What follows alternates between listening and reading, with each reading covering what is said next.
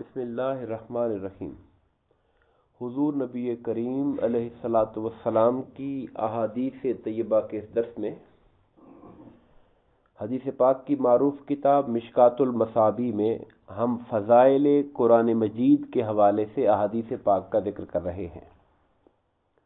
حضرت عبداللہ بن مسعود رضی اللہ تعالیٰ عنہ سے روایت ہے اور بڑی معروف اور مشہور روایت ہے۔ آپ فرماتے ہیں کہ رسول اللہ صلی اللہ علیہ وسلم نے ارشاد فرمایا، جس نے قرآن پاک کا ایک حرف بھی پڑھا اسے ایک نیکی ملتی ہے۔ یعنی قرآن مجید کی عظمت کا عالم یہ ہے کہ اس کا ایک حرف بھی پڑھا جائے تو اللہ تعالیٰ اس پر بھی نیکی عطا فرماتا ہے، اور ایک نیکی کا ثواب 10 نیکیوں کے برابر ہوتا ہے۔ اور میرے آقا نے فرمایا صلی اللہ علیہ وسلم، میں نہیں کہتا کہ الف لام میم ایک حرف ہے، یعنی یہ ایک لفظ پر ایک نیکی نہیں مل رہی، اس لفظ کے اندر جتنے حرف ہیں ان حرفوں پر ایک نیکی جو 10 کے برابر ہے وہ مل رہی ہے۔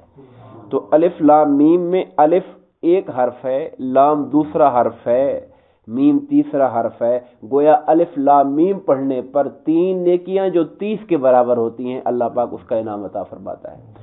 قرآن مجید اصلاً، میں یہ بات کوشش کرتا ہوں کہ ہر جگہ واضح کی جائے، قرآن مجید اصلاً محض تلاوت کر کے ثواب کمانے کی کتاب نہیں ہے، اصلاً یہ کتاب ہدایت ہے، جس کو پڑھ کے سمجھا جائے کہ اللہ تعالی ہمیں زندگی گزارنے کے لیے کیا طریقہ کار عطا فرما رہا ہے۔ اصلاً یہ کتاب اس لیے ہے کہ اس کے ذریعے ہم اپنے گھر کا نظام، اپنی فیملی لائف، اپنی سوشل لائف، اپنا قانون، اپنی معیشت، اپنی معاشرت، ہر چیز کو قرآن و سنت کے سانچے میں ڈھانچے۔ اصلاً تو قرآن گرے ہوں کو اٹھانے کے لیے آیا ہے، پستوں کو بلند کرنے کے لیے آیا ہے، بگڑے ہوئے معاشروں کو سدھارنے کے لیے آیا ہے، مگر اس کے باوجود اس کی عظمت کا عالم یہ ہے کہ اس کی تلاوت پر بھی اللہ تعالیٰ اتنا اجر و ثواب عطا فرماتا ہے۔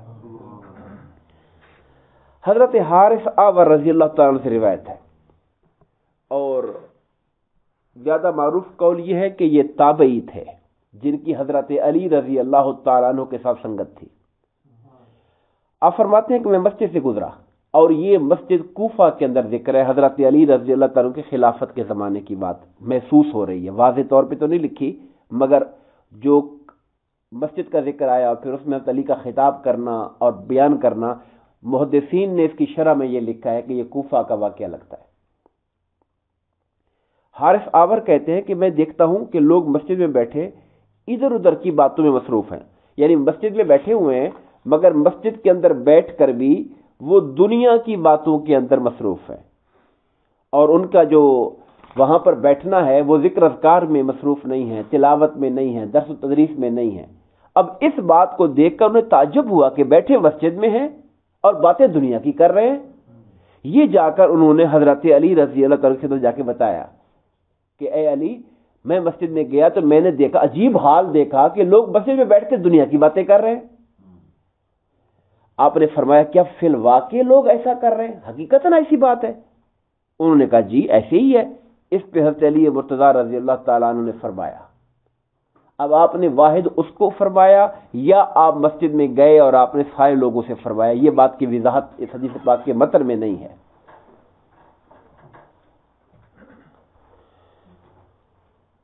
تو میں یہ عرض کر رہا تھا، تو حضرت علی مرتضیٰ رضی اللہ تعالیٰ عنہ نے پھر یہ فرمایا کہ آگاہ رہو، بے شک میں نے رسول اللہ صلی اللہ علیہ وسلم سے یہ سنا۔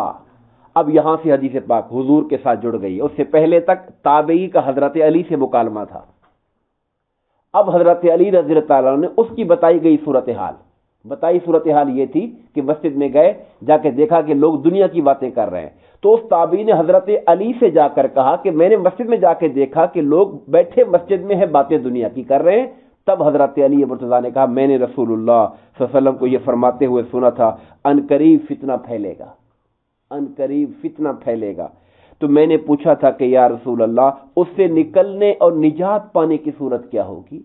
جب فتنہ پھیلے گا تو فتنوں سے بچنے کی اور نجات کی صورت کیا ہوگی؟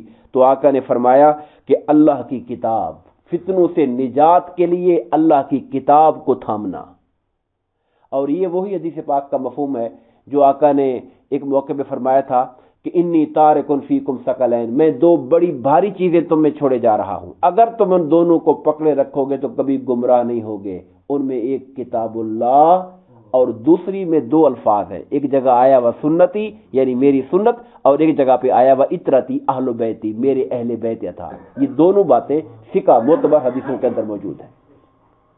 تو کتاب اللہ کا بھی ذکر فرمایا، اپنی سنت کا بھی اور اپنے اہل بیت اطہار کا بھی۔ تو یہاں پر بات آئی کہ اس کتاب کو، اور پھر کتاب کی تعریف کی قرآن کی، فرمایا یہ وہ کتاب ہے کہ اس میں تم سے پہلے لوگوں کی خبریں اور واقعات ہیں۔ ہم قرآن پڑھتے ہیں، پتہ لگتا ہے آدم علیہ السلام کی تخلیق کیسے ہوئی، ان کی تخلیق کے وقت کے حالات کیا تھے، پہلے لوگوں کی خبریں اور واقعات ہیں۔ نوح علیہ السلام کی قوم نے ان کے ساتھ کیا کیا، یہ ہمیں قرآن نے بتایا۔ حضرت صالح، حضرت شعیب، حضرت ہود علیہ السلام کی قوموں نے اپنے نبیوں کے ساتھ کیا معاملات کیے، یہ باتیں ہمیں قرآن نے بتائی ہیں۔ حضرت موسیٰ علیہ السلام کا تفصیلی بیان ہے، یہ بات قرآن نے بتائی ہے۔ عیسیٰ علیہ السلام کا، حضرت زکریا علیہ السلام کا، یحییٰ علیہ السلام کا، یہ ساری تفصیلات قرآن نے کہا یہ قرآن ہے جس میں پچھلے لوگوں کے واقعات ہیں اور تمہارے بعد آنے والے واقعات بھی ہیں قرآن کے اندر، کہ آنے والے وقت میں کیا ہوگا، حتیٰ کہ قیامت تک کی باتیں قرآن بتاتا ہے کہ قیامت برپا کیسے ہوگی اور اس دن کا منظر کیا ہوگا۔ فرمایا اس کتاب قرآن میں تمہارے لیے ہر طرح کا حکم اور فیصلہ ہے۔ قرآن کی جو بات ہے وہ حرف آخر اور فیصلہ کن بات ہے۔ قرآن دو ٹوک بات کرتا ہے، جو متکبر اور ظالم قرآن کو پس پشت ڈالے گا تو قرآن اس کے ظلم و تکبر کو توڑ کر اسے پارا پارا کر دے گا۔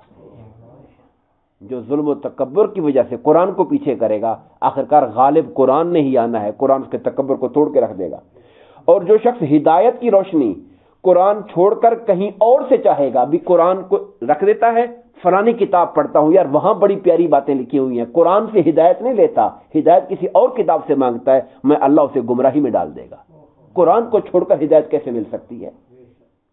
قرآن اللہ تعالیٰ کی مضبوط رسی ہے۔ جب بندہ ڈوبنے لگتا ہے، بندہ پریشان سے رسی پکڑتا ہے جا کر، تو کہا دنیا کے گرداب میں اگر نجات پانی ہے تو رسی قرآن ہے اور ذکر حکیم ہے، صراط مستقیم ہے۔ یہ قرآن ہی وہ چیز ہے جس کی برکت کے سبب نفسانی خواہشات کجی سے محفوظ رہتی ہے۔ انسان کا نفس کہتا ہے کہ میں یہ کر لوں یہ کر لوں، مگر قرآن روکتا ہے کہ نہیں، اپنے آپ کو اس حد کے اندر رکھو۔ اور اس کے ساتھ زبانیں ہر قسم کے اشتباہ سے بچی رہتی ہیں، علماء اس سے سیر نہیں ہوتے، یعنی اہل علم کے لیے قرآن علم کا وہ سمندر ہے کہ غوطے لگا لگا کے ہر کوئی اپنی طاقت کے مطابق موتی چنتا رہتا ہے، مگر سیر کبھی نہیں ہوتا کہ دل بھر گیا، نہیں، قرآن کے سمندر کے موتی کبھی ختم نہیں ہوتے ہیں۔ اور اس کی بار بار تکرار تلاوت سے بوسیدگی لاحق نہیں ہوتی۔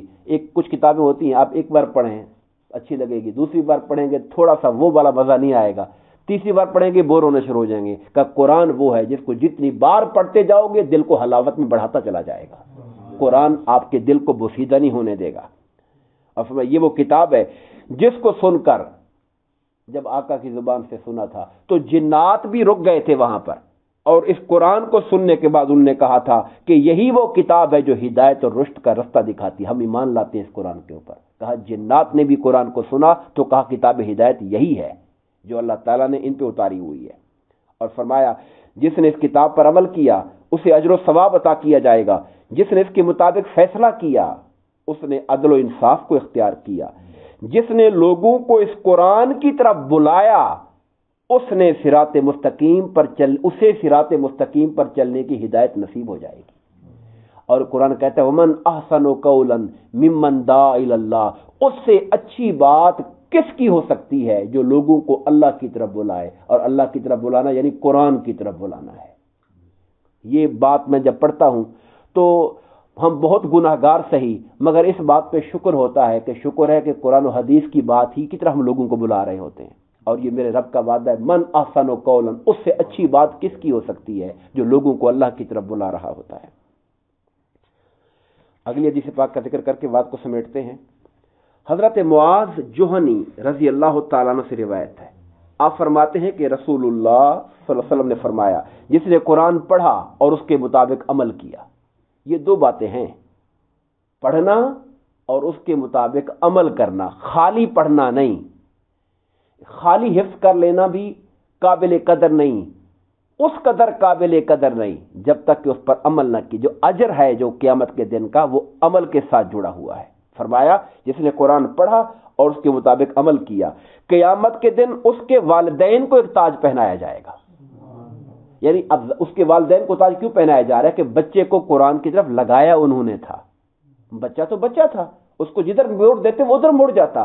یہ ماں باپ کو تاج اس لیے پہنایا جا رہا ہے کہ اے والدین, دنیا کے اندر بڑے شعبے تھے جو کھینچتے ہوں گے کہ میری طرف آؤ میری طرف آؤ, مگر تم نے سارے شعبوں سے منہ موڑ کر بچے کو قرآن کے لیے اگر وقف کیا اور قرآن میں پڑھایا سمجھایا تو تمہارے سر پہ تاج رکھنے کے لائق ہیں تمہارے سر. یہ انہیں تاج پہنایا جائے گا جس کی روشنی سے تمہاری دنیا کے گھروں پر پڑنے والی, جس کی روشنی دنیا کے گھروں پر جو سورج کی روشنی پڑتی ہے کہ اس سے بھی زیادہ لائٹ مارنے والا ان کا سر کا تاج ہوگا وہ. اور فرمایا پھر جو اس پر عمل کرنے والا ہوگا, اب یہ تو اس کے والد ہیں, اب وہ لڑکا جس نے اس قرآن کو پڑھا اور عمل کیا, فرمایا اس کے متعلق تمہارا کیا گمان ہے؟ اللہ اسے کتنی شان عطا فرمائے گا. جس کے والدین کو اللہ یہ شان دے رہا ہے کہ تاج پہنائے جا رہے ہیں, تو وہ بچہ جس نے قرآن پڑھا, سیکھا, عمل کیا, قرآن کو پھیلایا پیغام کو, اس کو اللہ کیا شان دے گا؟ تم گمان کر سکتے ہو اس کے بارے میں؟ یہ مسند امام احمد اور ابو داؤد کی حدیث پاک تھی. دعا فرمائیے اللہ تبارک و تعالی ہمیں قرآن سے محبت عطا فرمائے, قرآن کو پڑھنے, قرآن کو سمجھنے, قرآن کے پیغام کو پھیلانے اور اپنی اولادوں کو علم قرآن کے ساتھ آراستہ کرنے کی توفیق عطا فرمائے. آمین. وما علینا الا البلاغ المبین.